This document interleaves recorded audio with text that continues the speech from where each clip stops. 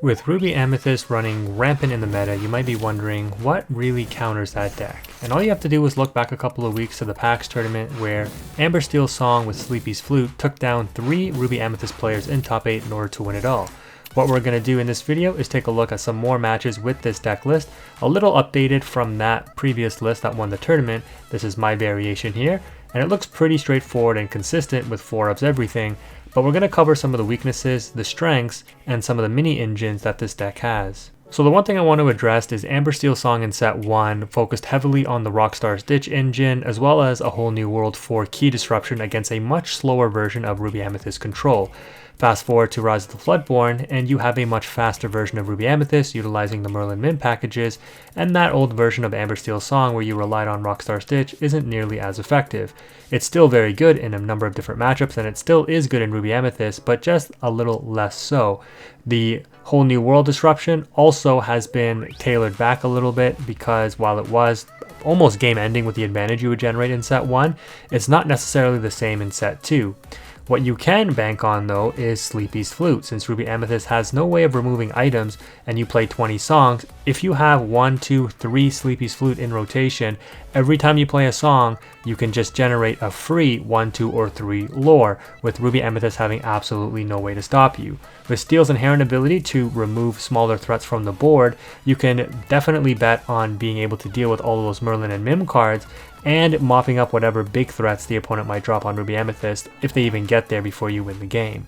You're not afraid of Be Prepared really, because you have a number of cards that still generate advantage and can kind of spam out the board a la Rockstar Stitch combo style from set 1, and you also utilize the Queen in order to pump and I guess debuff other characters, and this does come up and it is relevant in other Steel matchups where you can essentially take out an opposing Cinderella that has resist +2. It's normally a really hard thing to take down, but you can debuff it down to 1/5 with the Queen and buff your own Cinderella up to a 9/5, and we actually have an example of that in one of our matches that we're going to showcase a little later. So you might be thinking that all sounds great. Amber Steel's Song is able to take out the best deck in the format, and it still has a number of other key engines that it can use to win other matchups.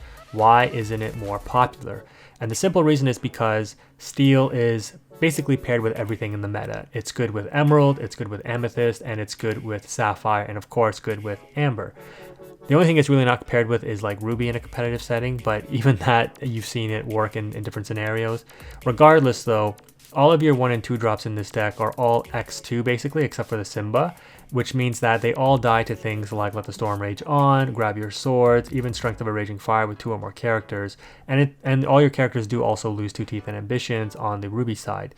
It does make this deck a little less resilient now in this format, with Steel kind of coming up in the meta as being one of the more prevalent sources of meta decks, but that being said, the other issue you have to worry about when facing up against Steel decks is the fact that they run 2 to 3, maybe even 4 Benja. And Benja just straight up deletes your Sleepy's Flute, which means that your alternative lore generating engine is offline and you have to rely on your other tools in order to win. In the Steel Mirror match, when your opponent is playing something like a Beast Tragic Hero and you're not, you're going to be at a major disadvantage. So let's go ahead and take a look at some matches and see how useful this deck could be in other matchups aside from Ruby Amethyst. In this first matchup, we're going to go first, and we're essentially going to put back any high costing on Inkables because we want to do our best to try to play on curve here. And while you're playing a lot of smaller characters, you really have to decide on what is more relevant, and I usually go for the Queen first unless I have a big Stitch in hand, because I just think that there's more value in essentially trying to deal with an opponent's board by pumping one of my characters and reducing one of my opponents. And this is exactly what I talk about when I was saying the weakness is other Steel decks, because you can see my Queen got taken out by an opposing Let the Storm Rage On. I have to hard cast mine now because I don't have a small Cinderella, and I'm going to opt to double take out both of their Cinderellas here and leave them on a Stitch, since they're still 1 turn away from essentially shifting a Rockstar Stitch. They're going to drop an Aerial, and unfortunately I had to ink both of mine, which may have been a misplay, but I wanted to do my best to kind of stick on curve. They opt not to take anything, and my guess is they already have a Whole New World in play, so I'm just going to double drop both of my flutes before I lose them to a Whole New World, and I'm banking on my opponent not playing Benja here. They're going to ink a Queen, and they're going to 0 to hero to drop their hand, getting yet another Aerial, choosing not to take anything most likely because they do indeed have a Whole New World. And this board setup looks really good for them because they have 2 small stitches now, which can be shifted on, but clearly they didn't have one in hand from earlier, and they have 2 aerials that can sing any of their 5 costing songs. So I'm just going to hard cast a Grab Your Swords, which doesn't always feel good, but I'm on the flute version and my opponent is not. I was debating singing Be Our Guest, but in the end I opt not to, and I just crashed my Simba to do my best to deal with the opponent's board here. Unfortunately, they are playing Benja, and this list that the opponent was playing actually looks like the previous list that I posted a couple of weeks ago, where I was playing Beast Tragic Hero and Benja in my matches to help have a better Popsicle matchup, but also deal better with any other item decks that you might run into, like this one. And you can see already the Benja has taken out one of my Sleepy's Flutes, which all my songs in the decks, it would have been really easy to win this game otherwise, but now it's a little bit of an uphill battle because I have to rely on questing a little bit more. People usually play Benja in like 2 and 3 ups, that's why I'm saying that, right? So you can probably bank on with the amount of card draw and whole new worlds that we're cycling through on both sides. The opponent will see their Benjas, they'll know not to ink them because they're high value in this matchup, and they're continuing to do Amber Steel Song things, right? They're singing things with the aerial, getting a lot of advantage, and there you can see the second Benja come down, and the opponent is just ripping apart my board completely. So this is why this deck was really struggling in the meta in the past, and why it's not so popular, because the steel matchup is just really tough. Now that being said, you do play 4 Cinderella, and Cinderella in the mirror match can be really hard to deal with, and with us playing the queen and having a queen in rotation, it can make the Cinderella queen combination very strong. So at this point now, my opponent has total control. Pretty clear that they don't have a whole new world, otherwise they would have tried their best to use it to their advantage. We're going to do our best to spam out the board a little bit. We end up drawing into another Cinderella, so we have 3 of them potentially in rotation here, but the opponent reveals their either final card or the card that they drew is in Beast because they inked the other one. And this is insane, right? Like, they look at the advantage the opponent has. They're almost at game now. They have lethal on board. All I needed to do was top deck a song here in order to play in order to activate the Cinderella ability to challenge the Beast, and I should be okay though. And so we're going to go ahead and hard cast that whole new world, which gives my opponent 7 fresh cards, which is insane. But we're going to be able to mop up a little bit of the opponent's board here, and with that whole new world, we are very likely to draw into some form of removal that we can finish off the aerial with.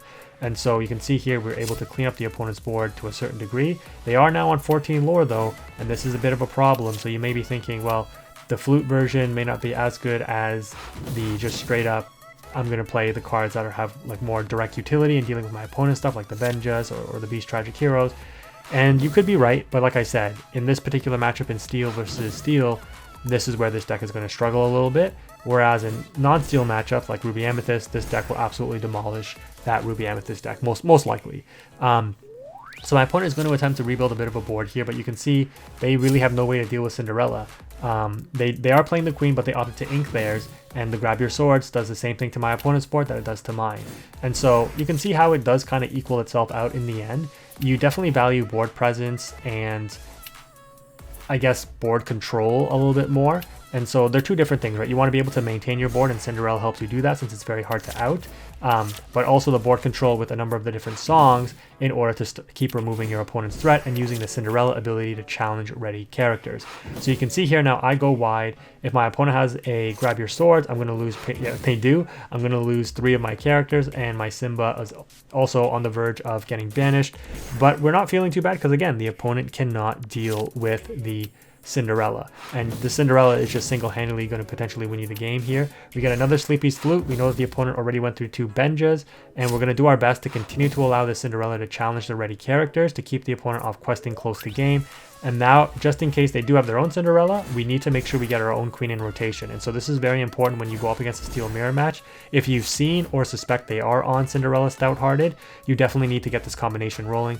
And my opponent, I guess, just thought this was going to be enough to kind of quest and put them close to game, but with the queen we're going to be able to definitely shut that down. So I do a little bit of thinking here because my guess is my plan is to use that whole new world because it's my only song, but I do have aerial and a stitch that I can shift, and I'm actually able to play out both the aerial and the stitch and still cast the whole new world if I wanted. But I figured, well, let me cast the aerial first and see if I just get a cheaper song that I don't have the whole new world and give my opponent 7 new cards that can potentially get them back into the game.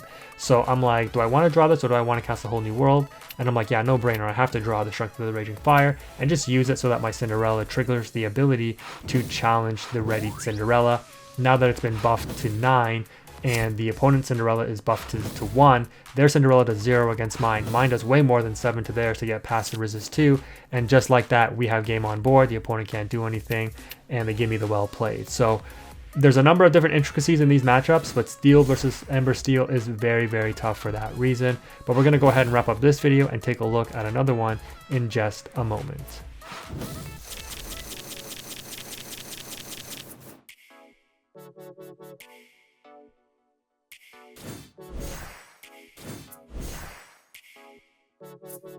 Now this next match is pretty quick and it's nothing super serious, but I just wanted to showcase another match where you would probably struggle the most, and that is against Sapphire Steel. As you know now, going up against Steel with Amber Steel can be very difficult. When you pair it with Sapphire though, they have Fishbone Quills and maybe Bells to dump their hands even faster, which means your main form of disruption in A Whole New World just generates complete advantage for the opponent, and it can be very, very hard to play this deck correctly in this matchup. Essentially what you need to do is utilize the Whole New World to cut them off from their Hiram draws. If they use Hiram to kind of beef up their hand, that's when you want to try to make them dump their hand off of A Whole New World. But also you have to deal with the Hiram because they're likely just going to get more items and more advantage off of it anyways. Decking them out is also a particular option, but you are in for a very long grind game if that is the case, and they likely play bigger threats than you do, and they also have access to removal in terms of Hades and Let It Goes, which means your big hitters like your Cinderella Stout-Hearted and your Rockstar Stitches won't be as effective. Now in this particular instance, my plan is to probably try to get out my Cinderella, but again, I'm at risk of getting Hades here, right? So I'm just going to play a little slow at first, drop the Simba and quest with, or I should quest with everything, but okay, I do, and then just pass turn. The opponent might also be on A Whole New World, which, you know, if they can cast it, that's beneficial for me, but they're likely not going to, or likely aren't even playing it because they don't need it with the Hiram draw. So with the Maurice Workshop, they're going to draw even more, and this is why the Popsicle deck was such a problem for Amber Steel, because you just can't deal with their threats fast enough. And even if you get your flutes out, they play some stuff like Judy Hopps and Benja that just absolutely decimate the flute engine entirely. So we finally top deck a Inkable, and I make a huge misplay here. All I needed to do was shift the Cinderella and then sing Whole New World with Ariel, but for some stupid reason I decided to sing Grab Your Swords. If I would have sung Whole New World, I would have got rid of the 5 cards in the opponent's hand, and I would have had a huge advantage on the opponent because I could have outed their board. Cinderella still takes out the attack mode, I'm thinking Yu-Gi-Oh! And the readied up Hiram, and the Simba could have still taken out the Mickey, wiped their whole board. We're each on equal 7 cards each, and it's even playing field. Thankfully, like I said, it's not the most serious match. If the opponent would have dropped Hades on turn 7 and outed my Cinderella, I probably would have lost, but, you know, they're on a experimental deck, I think, with the Ariel item, Who's It Collector or something, whatever it's called. And eventually we are able to establish the advantage with the Whole New World, but that was a big misplay by me. In a more competitive setting, you would make the right play and your opponent would likely not be able to Hades you right away. And at least if they did Hades you on the follow-up, you've already generated enough advantage and cut off the opponent from their advantage, and you also have the lore advantage.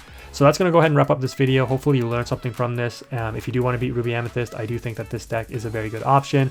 But again, it's going to depend on what your local meta is. If you have a lot of Steel, I would not recommend it. But if you don't see a lot of Steel, if you see a lot of aggro, if you see a lot of Ruby Amethyst, this deck can definitely cut those decks down very, very easily.